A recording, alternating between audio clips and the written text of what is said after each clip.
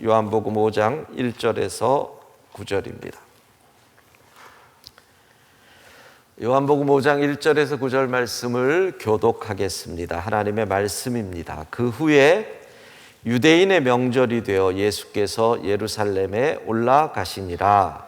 예루살렘에 있는 양문 곁에 히브리 말로 베데스다라 하는 못이 있는데 거기 행각 5이 있고 그 안에 많은 병자, 맹인, 다리 저는 사람, 혈기 마른 사람들이 누워 물의 움직임을 기다리니 이는 천사가 가끔 못에 내려와 물을 움직이게 하는데 움직인 후에 먼저 들어가는 자는 어떤 병에 걸렸든지 낫게 됨이로라.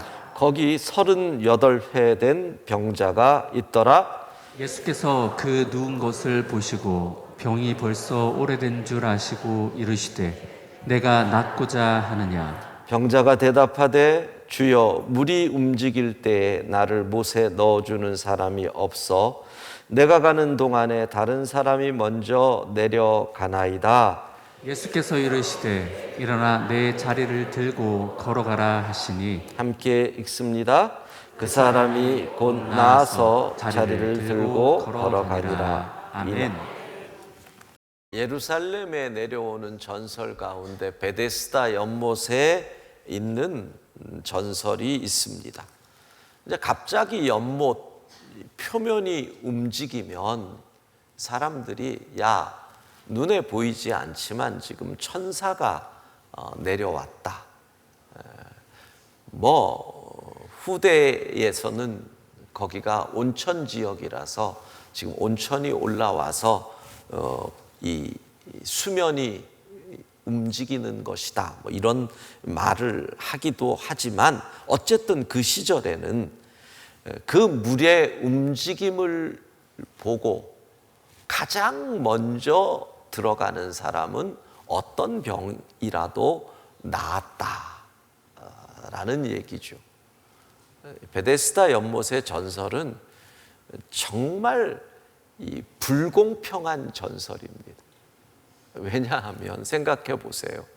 보고 제일 먼저 들어가려면 사지 멀쩡하고 힘이 있어야 돼요. 그렇잖아요. 중환자들이 어떻게 제일 먼저 들어가겠어요? 그래서 제 생각으로는 아마 그런 전설이 나온 것 중에 이유가 무좀 환자들이 제일 먼저 들어간 게 아닌가. 무좀 환자들은 제일 먼저 뛰어 들어갈 수 있잖아요. 힘이 있으니까. 그리고 그게 온천이면은 무좀 환자들이 나았을 수 있겠다. 이건 그냥 저 혼자 생각이. 어쨌든 그런 전설이 있던 곳이에요. 당연히 그 시절에 어떤 이 질병을 치료하는 모든 것이 부족하니까 얼마나 많은 환자들이 그 주변에 있겠어요. 그러니까 행운을 바라는 수많은 사람들이 그 주변에 모여 있는 거죠. 그리고 하루 종일 연못만 쳐다보는 거예요. 연못만. 언제쯤 천사가 내려오나? 언제쯤 천사가 내려오나? 나무꾼 전설 때문에 연못만 쳐다보면서 천사 옷이나 챙길까 하는 그런 사람들도 있었다니까 이 시절에 이런 거야 당연한 거겠죠. 그런데 이 연못에 예수님이 오셨다는 거죠. 여러분, 전설의 허무함을 쫓는 수많은 사람들, 전설의 허무함을 쫓는 사람들이 너무 많아요. 상계동의 대박 로또집 앞에 줄 쓴 사람들, 전설의 허무함을 쫓는 사람들이에요. 로또의 당첨 확률이 벼락 맞는 것보다 더 어렵대죠. 그런데 거기 가서 줄을 쓴다는 건 뭐예요? 전설의 허무함을 쫓는 거예요. 이 시대에 수많은 사람들이 전설의 허무함을 쫓아요. 그런데 그 가운데 주님이 오셨다라는 것은 전설이 아닌 참 진리가 오셨다. 진짜 능력이 오셨다는 거예요. 여러분, 전설의 허무함을 쫓아갈 것인지 진짜 능력을 붙잡을 것인지, 오늘 우리의 심령에 전설의 허무함을 바라보고 있는 이 시대 속에 살아가는 우리의 심령에 참 능력이신 주님이 오시기를 소망합니다. 수많은 병자들이 있는데 주님이 주목한 병자, 어떤 병인지는 안 나와요. 아주 성경에 이 사람은 진짜 독특한 거예요. 왜냐하면 병명이 나오는 게 아니라 병을 앓은 횟수가 나오는 사람이잖아요. 성경에 보면 뭐 중풍병, 걷지 못했다, 나병 환자, 병명이 나오잖아요. 근데 이 사람은 병명이 나오는 게 아니라 38년간 앓았다. 참 인간이 모질어요. 움직이지도 못하고 38년을 살았다. 그런데 예수님이 물어보시죠. 내가 낫고자 하느냐? 자, 여러분이 지금 만약에 가정으로 병을 앓고 있어요. 그런데 밤에 꿈을 꿔도 좋고 기도하다가도 좋은데 환상 중에 주님이 딱 여러분 눈앞에 등장을 하셨다고 해봐요. 그리고 주님이 물으신단 말이에요. 아들아, 딸아, 내가 낫고자 하느냐? 그러면 뭐라고 대답을 하는 게 옳겠어요? 능력 없는 황 목사가 묻는 게 아니고 예수님이 묻는단 말이에요. 그러면 낫기를 원합니다. 주님, 고쳐주십시오. 낫고 싶습니다. 아멘. 그러면 되는데 이 사람은 이렇게 대답을 하는 거예요.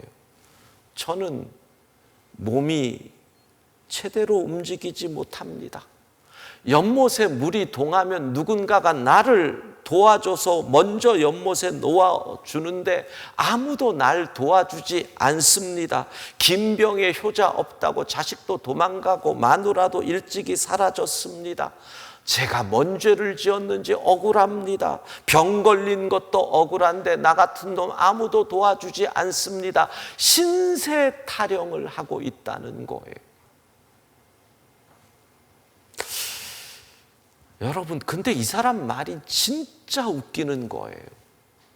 누가 안 도와줬으면 움직이지도 못하는 사람이 38년을 어떻게 살아남아요? 이게 말이 안 되잖아요. 한번 상식적으로 생각을 해봐요. 38년을 움직이지도 못하는 사람이 그 모진 인생을 버틸 수 있는 것은 누군가가 그 사람을 찾아와서 먹여줬고 누군가가 씻겨줬고 누군가가 돌봐주는 사람이 있었으니까 이 사람이 살아남은 거잖아요. 근데 그 사람들에 대한 감사는 아무것도 없고 그저 불평. 여러분은 어떠십니까? 주님께서 우리에게 너는 승리하기를 원하느냐? 그러면 우리는 원하면 아멘 그러면 되는 거고 원합니다 그러면 되는데 주님 앞에 내가 승리하기 어려운 이유를 나열한다는 거예요. 주님이 그거 모르시겠어요? 왜 내가 어려운지 그 이유를 모르겠어요? 왜? 누구 때문에 이렇습니다. 환경 때문에 이렇습니다. 잘 나가는데 코로나가 닥쳐서 이렇게 됐습니다. 주님이 왜 네가 승리하지 못하는지 이유를 한번 얘기해봐라. 이걸 물어보시는 게 아니고 승리하기를 원하느냐? 그러면 아멘 주여 원합니다. 믿음으로 나가면 되는데 그런데 이 사람의 이 푸념에 우리 주님이 어이구 그래 고생했다 아이고 이러시지 않는단 말이에요. 주님은 내가 할 일이 있다. 정말 나으려면, 이 혼란에서 벗어나기를 원하면 내가 할 일이 있다. 지금 자리를 들고 일어나 가라. 이렇게 말씀하신다는 거예요. 여러분, 이게 주님의 방법이에요. 자, 뭐가 중요해요? 나의 억울함을 호소하는 게 중요해요? 문제가 해결되고 병이 낫고 자리를 박차서 일어나 가는 게 중요해요? 다시 질문해요. 주의 전에 문제를 호소하러 와요? 문제의 답을 얻으러 와요? 그런데 왜 우리는 호소하고 하소연하고 한숨 쉬고 상담만 하려고 와요? 마음의 한을 풀어야 한다는 거 중요하지요. 그래서 요즘은요, 이 상담이 얼마나 많아지는지 몰라요. 이 한이 있고 상처 있고 이 정신적 어려움을 겪는 분들이 많으니까. 그런데요, 여러분, 이 상담은 어떤 의미에서 임시 처방이에요. 왜? 근본의 문제가 해결되지 않으면 상담으로 풀어도 또 맺히고 풀어도 또 맺힌단 말이에요. 그러니까 임시 봉합을 하는 거예요. 그 봉합의 기간 동안 내 마음을 바꾸든지 내 마음을 굳게 먹든지 뭔가의 또 다른 프로세스가 없으면 상담은 임시 봉합에 불과한 거지요. 여러분, 남편 때문에 속에 상처 입은 분들이 많이 있잖아요. 그러면 그게 나중에 한이 되고 쌓여가지고 병이 돼서 상담을 하는 분들이 많이 있어요. 근데 내가 아무리 상담을 한들 남편이 바뀌어요? 안 바뀌어요?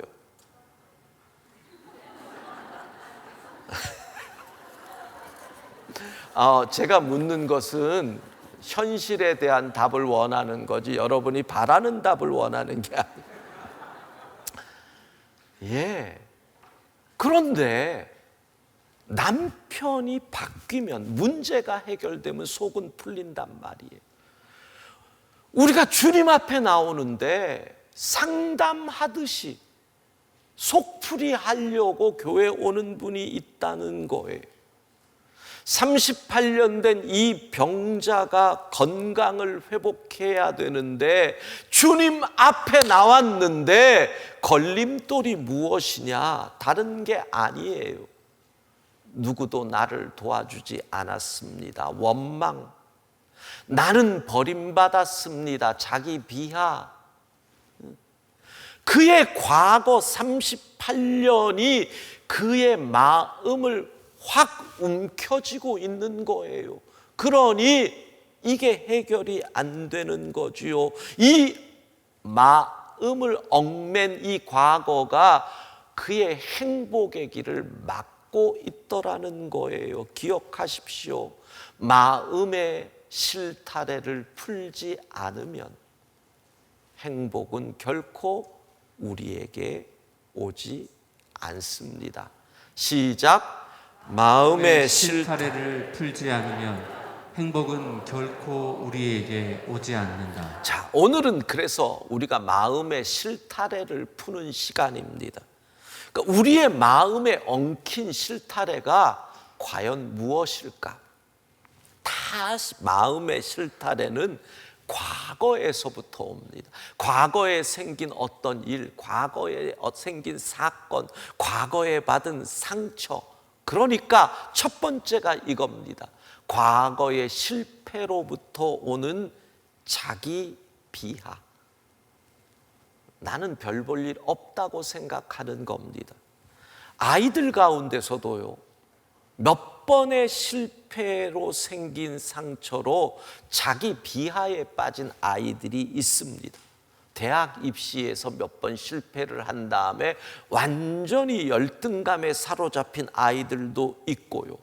직장을 한 1년 정도 찾지 못하면 자존감이 팍 떨어져서 매사에 자신감이 없는 아이들도 있다라는 거예요. 어떤 애들은요, 내가 볼 때는, 우리가 볼 때는 너무 예뻐요. 근데 나는 못생겼다 그래요. 도대체 왜 너는 못생겼다 그랬더니 이런 거예요. 남자친구한테 버림받았다는 거예요. 남자친구가 자기는 좋아하는데 헤어지자 그랬다는 거예요. 왜? 안 이쁘다 그랬대요. 그놈의 눈이 썩은 거지. 죄송합니다.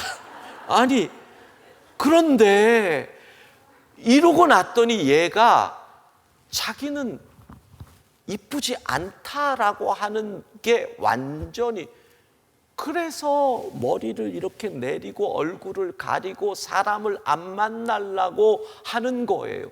과거에 있었던 실패가 상처가 되고 그 상처가 트라우마가 돼서 자기가 부족하고 내가 못나고 내가 열등감에 사로잡힌 사람들이 생각보다 많다는 거죠. 나는 별 볼 일 없는 존재다.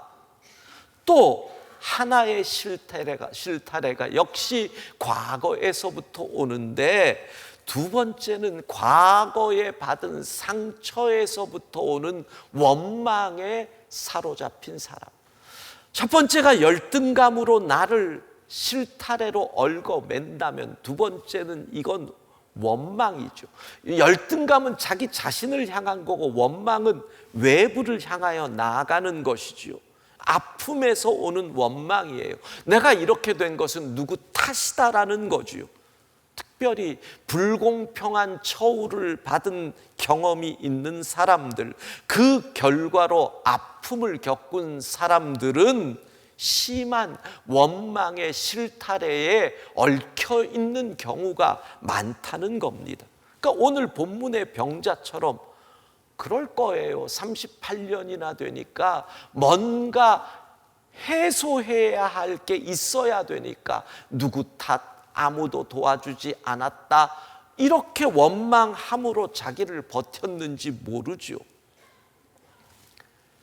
자녀를 사고로 잃은 부모님이 계셨습니다.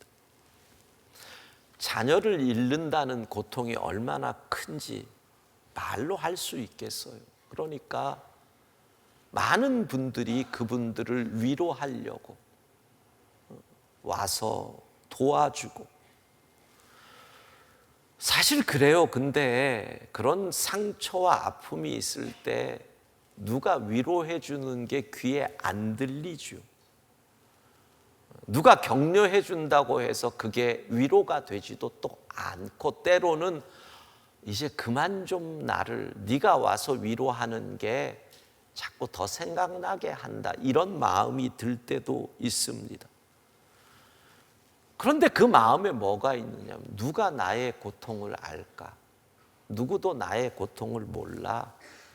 니들이 아무리 말한들 내 고통을 알까?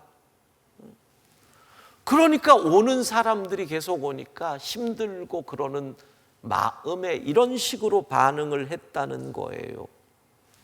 외아들을 잃은 기분이 어떤지 당신들이 알기나 해? 값싼 동정 그만해. 맞아요. 누가 자식 잃은 아픔을 알겠어요. 그러나 그럼에도 불구하고 손을 내밀고 두들겨 등 두들기는 사람들이 귀한 거잖아요. 그냥 근데 퍼붓는 거예요. 그렇게 15년이 지났는데 주변에 아무도 없더래. 아무도 없는 거예요. 결국 뭐예요? 원망이 해결을 준 게 아니라 원망이 더 불행하게 만든 거예요. 희생양이 필요했던 거죠.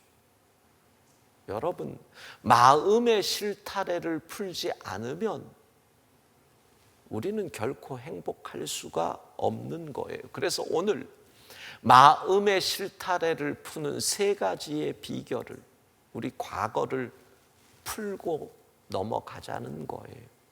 이제 과거의 산을 좀 넘어가자는 거예요.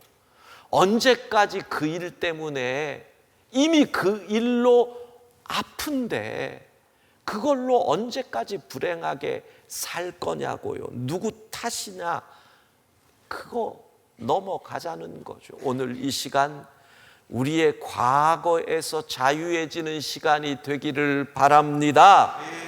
첫 번째로, 우리가 과거의 악몽에서 벗어나지 못하는 이유는 너무나 많은 시간을 과거에 왜 내게 그런 일이 생겼어? 그 이유를 찾는 일에 그 시간을 집중하기 때문에 우리는 과거에서 벗어나기가 어렵다는 거예요. 왜? 이거 참 중요한 질문이에요. 그런데 과거의 아픈 경험은 아무리 왜 해도 답이 없어요. 답이 없는 질문을 계속해 보세요. 그거는 내 속에 이게 큰 맷돌 하나 올려놓는 것처럼 무게가 더 커진다라는 얘기예요. 왜라는 질문을 답이 없는 과거의 아픔에 던지면 뭐가 되는 줄 아세요? 후회만 돼요. 왜 그때 내가 거기를 갔을까? 왜 그때 내가 그런 말을 했을까? 답이 있어요? 없지요. 왜 그때 그 길로 가서 교통사고가 났을까? 여러분, 인생의 아픔을 준 순간에 대한 왜라는 질문에 대해서 답은 늘 없어요. 없어요. 그러면 왜라는 질문을 던지면 던질수록 뭐가 나와요? 후회. 그리고 스스로에 대한 불평, 다른 이에 대한 원망밖에 나오지 않는다는 거예요. 그래서 조금 후에 더 구체적인 설명을 하지만 여러분이 과거의 아픔, 이해되지 않는 일들이 있으면 여러분의 수첩에 이런 항목으로 하나의 수첩을 만드세요. 이해할 수 없는 일. 그리고 과거에 왜라는 질문을 던질 일들을 거기에 기록하고 그 수첩을 덮어두는 거예요. 두 번째, 성도들에게 참으로 필요한 실타래를 푸는 방법이에요. 왜라는 질문보다는 믿습니다라는 믿음이 필요해요. 여러분, 이 믿음을 키워야 돼요. 그래야 우리가 과거의 실타래를 풀 수가 있어요. 하나님, 저는 이해할 수 없지만 하나님을 믿습니다. 왜 그런 일이 일어났는지 알아내려고 귀중한 시간을 더 이상 낭비하지 않겠습니다. 좋으신 하나님이 제게 좋은 쪽으로 역사하심을 잘 압니다. 합력하여 선을 이루시는 하나님을 믿습니다. 여러분, 이 믿음이 우리에게 필요하다는 거예요. 성경에 나타난 대표적인 요셉을 생각해 봐요.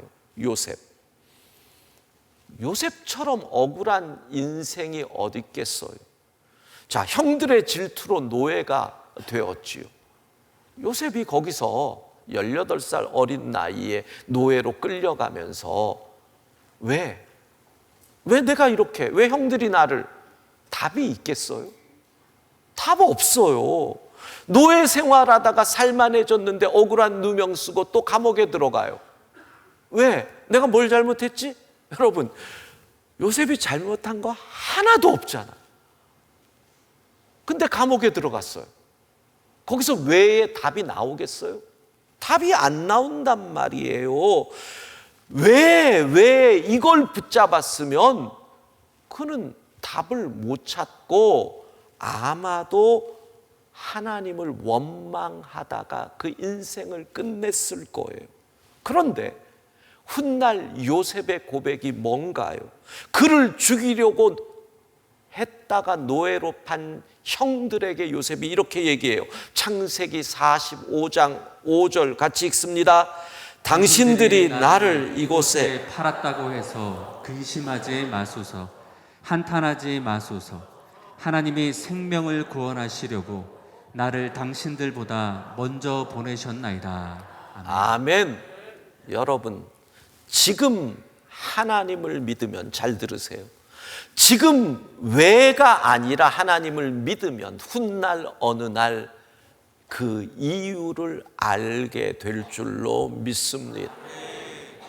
그러니까 왜 하면서 지금부터 아무리 붙잡아도 과거의 그 일의 이유를 알 수 없는데 그 결과는 불행으로 가는데 계속 왜를 하는 게 지혜로운지, 이유를 알 수 없지만 하나님을 믿습니다라고 나아가면 어느 날 그 이유를 알게 될 건데, 어느 길이 지혜로운지, 어느 길이 믿음의 길인지 하나님을 믿은 요셉을 하나님은 세워주시죠.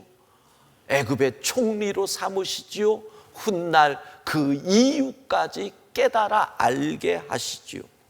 시간이 지나면 알게 되는데 그때까지 믿음으로 견딜 수 있기를 바랍니다. 자, 그러니까 첫 번째, 왜라는 질문에 시간을 낭비하지 마라. 두 번째, 믿어라. 믿고 기다려라. 그러니까 이렇게 되는 거예요. 이해할 수 없는 일이라고 하는 목록의 수첩을 만들고 나의 인생에 일어난 일들을 적는 거예요. 그리고 거기서 왜를 질문하지 않고 그 이해할 수 없는 일들마다 하나님을 신뢰합니다. 하나님을 믿습니다. 합력하여 선을 이루심을 믿습니다. 그때 우리는 또 하나의 과거의 실타래를 풀게 될 줄로 믿습니다. 나 염려하지 않아도 내 쓸 것 아시니 찬양하고 계속합니다.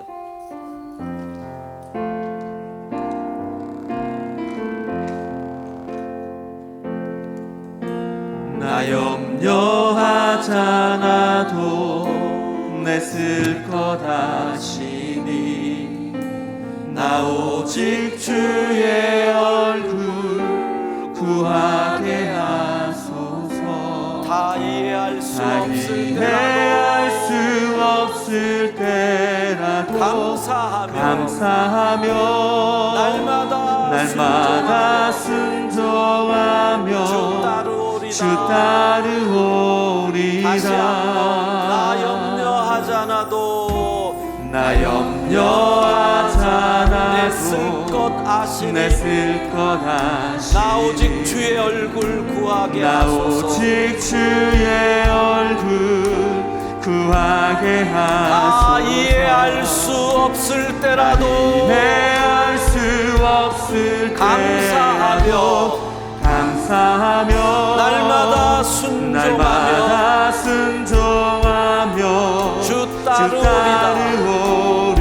오른손 들고 온 맘 다해 사랑합니다.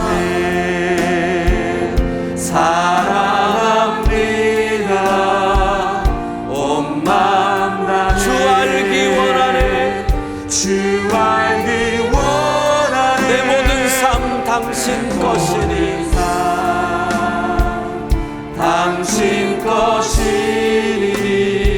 주만 섬기리.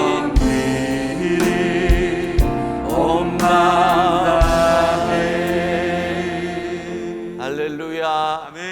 다 이해할 수 없을 때에라도 감사하며 날마다 순종하며 주를 따르겠습니다. 이게 우리를 행복으로 이끌어가는 선택이 되는 거예요. 자, 세 번째, 마음에 엉킨 실타래를 푸는 세 번째 방법은 용서예요. 용서. 여러분, 친구에게 배신당한 경험, 어릴 적 학대의 끔찍한 경험, 누가 퍼뜨린 헛된 소문 때문에 받은 피해, 억울하게 나만 잘못된 대우를 받고 있다고 생각하는 경우, 분노하고 원망하고 누가 뭐래도 그럴 충분할 이유가 있다라고 생각이 들 때도, 그때도 용서하지 않으면 행복은 안 와요.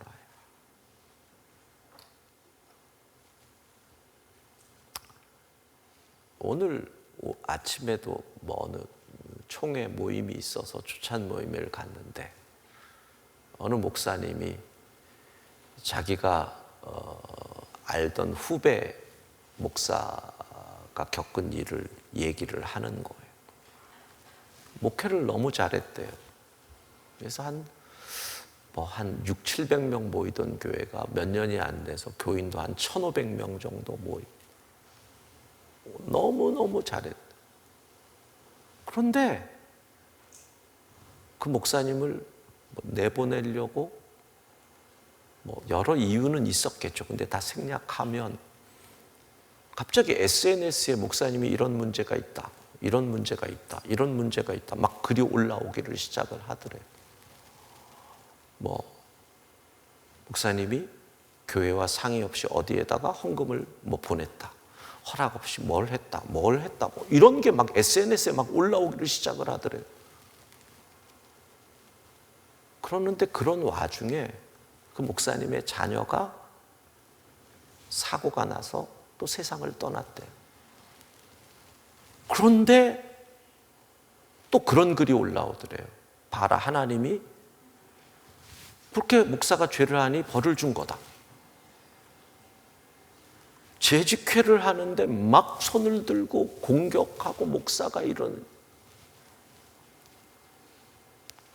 그렇게 됐대요.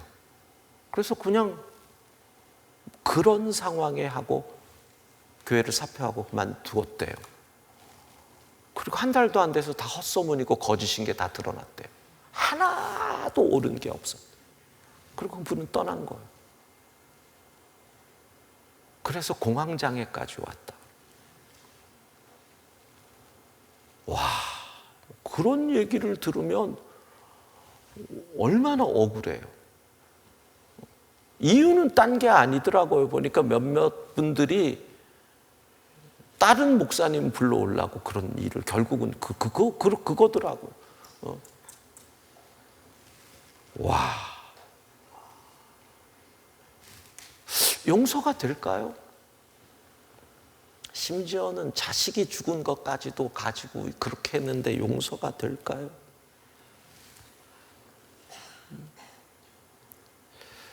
이사야서를 보면 이런 말씀이 나오죠. 그가 찔림은 우리의 허물을 인함이요, 그가 상함은 우리의 죄악을 인함이라. 죄도 없는 분이 얼마나 억울해요. 죄도 없는 분이 찔리시고 죄도 없는 분이 상하셨어요. 그런데 그분이 죄 없이 찔리시고 상하심 때문에 우리가 징계를 그가 받음으로 평화를 누리고 그분이 채찍에 맞음으로 우리가 나음을 입었다는 거죠. 그러니까 그분의 희생 때문에 우리에게 용서가 임한 거예요. 그러니까 그 용서가 우리에게 평화와 나음을 주는 거죠. 그것이 우리에게 시사하는 바가, 그것이 우리에게 가르치는 바가 그거예요. 그 은혜를 입은 사람은 억울해도 용서해야 한다. 용서해야 한다. 그러니까 용서 없는 행복은 없는 거예요. 성령의 역사로 혹시나 이 가운데 상처가 있는 분들이 있다면 오늘 만져지고 용서의 역사가 일어날 수 있기를 소망합니다. 옛날에 우물에서 물 퍼오던 시절, 그때 물을 퍼와서 항아리에 담던 그 시절에 있었던 이야기예요. 딸 넷 가진 집에서 큰 딸이라 그래봤자 아직 초등학교죠. 엄마가 야, 항아리에서 우물에 물 좀 퍼서 항아리에 담아라. 예. 그래서 항아리에 물을 이렇게 늘 그 딸애가 받아 놓은 거죠. 엄마가 주방에서 밥을 하다가 야, 요번 저 항아리에서 이제 받아 놓은 항아리에서 물 좀 퍼와라. 엄마 이 밥하고 그런다고. 그런데 물은 안 오고 조금 있다 보니까 팍 소리가 나서 가봤더니 그 항아리가 깨져 있고 딸내미는 그 앞에서 항아리에 물 뒤집어 쓰고 앉아 있더라는 거죠. 그 시절에 항아리가 얼마나 비싸요. 그러니까 엄마가 가가지고 울고 있는 딸내미를 너는 이년아 뭘 잘했다고 거기서 울어 그러면서 애를 모질게 팬 다음에 저녁도 굶긴 거예요. 그 시절에는 다 그랬잖아요. 애 하나보다 항아리가 더 귀한데 뭐 필요하면 하나 더 낳으면 되니까. 시간이 흘러서 한 30년이 지난 이후에 이 딸아이도 애 엄마가 되고 엄마는 할머니가 됐는데 이 큰 딸하고 그 엄마하고 그렇게 사이가 안 좋다는 거예요. 날마다 싸우고. 그래서 엄마랑 딸이 어느 날 그냥 얘기를 하는데 이 딸이 이렇게 그날 뭔 마음을 먹었는지 자기 속 얘기를 풀어놓더래요. 엄마가 물 뜨오라 그래가지고 항아리가 크다고 초등학생이니까 작으니까 이렇게 위에서 하고 보는데 물이 밑에 있더라는 거예요. 손으로 안 되는 거죠. 그래도 엄마 말을 들으려고 이렇게 하다가 거꾸로 들어간 거. 그러니까 물에 이제 잠기게 된 거죠. 그러니까 얘가 거기서 살아나려고 발버둥을 치면서 항아리가 굴러서 얘는 살게 된 거죠. 와, 자기는 죽었다가 살았는데 엄마는 그걸 보고 묻지도 않고 오자마자 이년아 그러면서 자기는 그때 엄마가 내 친엄마가 아니구나라는 생각을 했대. 그리고 30년간 상상 속에서 내가 그때 집을 나갔어야 되는데, 그리고 엄마가 야단을 치기만 하면 그게 상처가 돼가지고 그래 우리 친엄마가 아니니까 그렇게 30년을 살았는데, 그런데 결혼해서 딸을 키우면서 엄마를 알게 되는 거죠. 그 얘기를 듣고 엄마가 미안하다. 내가 잘못했다. 엄마가 잘못했다. 여러분, 용서는 누가 하는 거예요? 잘못한 일이 없는 사람이 용서하는 거예요. 그렇잖아요. 잘못한 일이 없는 사람이 용서하는 거예요. 그때 놀라운 것은 잘못한 일이 없는 딸이 엄마를 용서하는데 30년 묵은 상처가 녹아지더래요. 혹시 이 가운데서 지금 난 잘못한 일이 없기에 용서할 수 없어 그러는 사람이 있다면 그분은 용서하지 못하는 잘못을 저지르게 돼요. 그리고 결국은 잘못한 일이 없으면서도 마음의 실타래가 엉킴으로 행복을 누리지 못하는 불행을 살게 돼요.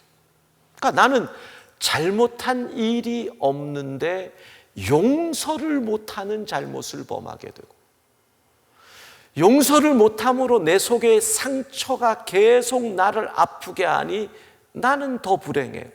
이게 도대체 뭐냐고요. 하나님이 우리를 용서하셨습니다. 나 같은 것 용서했는데 내가 용서 못한다면 이게 불행 아닙니까? 이제 용서합니다. 따라합시다. 이제 용서합니다. 이제 용서합니다. 이게 우리를 살리는 길입니다. 자, 말씀을 정리합니다. 행복하고 싶으면 과거의 망령에서 속히 벗어나야 합니다. 예수님은 뭐라 그래요? 일어나 내 자리를 들고 걸어가라. 그 말은 뭐예요? 이제 그만 원망하고, 이제 그만 불평하고, 이제 그만 열등감에 사로잡혀 있고 일어나 걸으라는 거예요. 사랑하는 성도 여러분, 과거의 실패에서 열등감, 자기 비하 이제 그만하는 겁니다. 내가 못난 놈이야 그만하는 겁니다. 과거의 아픔에서 원망, 누구 탓, 누구 때문에 그 사람만 아니었으면 그만하는 겁니다. 이제는 왜가 아니라 하나님을 신뢰하기에 용서하는 겁니다. 그때 우리에게 참 행복의 길이 시작될 줄로 믿습니다. 주께 가오니 찬양합니다.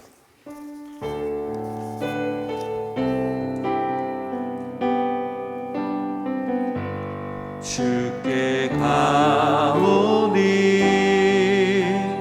날 새롭게 하시고 주의 은혜를 부어주소서.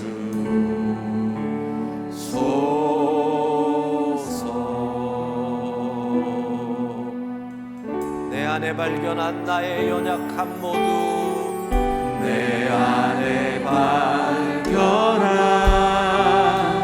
나의 연약함 모두 벗어지리라. 주의 사랑 벗어지리라.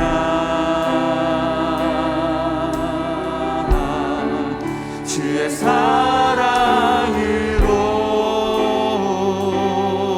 주 사랑 나를 붙드시고, 주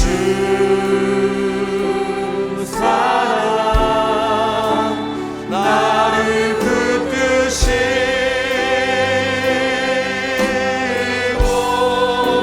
주 곁에 날 이끄소서. 곁에 날 이끄소서. 독수리 날개쳐 올라가듯 독수리 날개쳐 올라가 나 주님과 일어나 걸으리 주의 사랑 안에 나의 눈 열어 주를 보게 하시고, 나의 눈 열어 주를 보게 하시고 주의 사랑을 알게 하소서. 알게 하소서.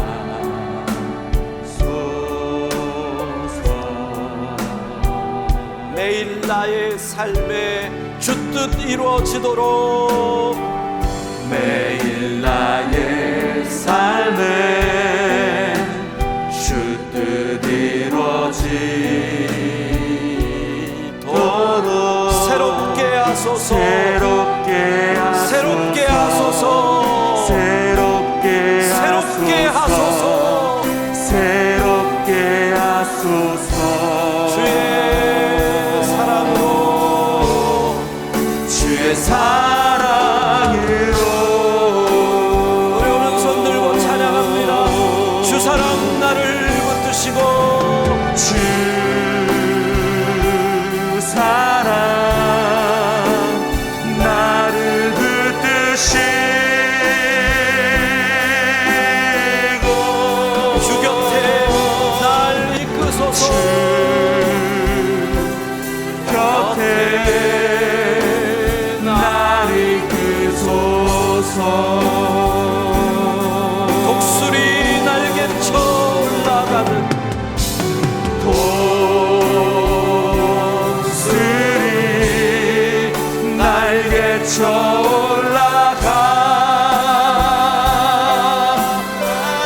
나 주님과 함께 일어나 걸으리 주의 사랑 안에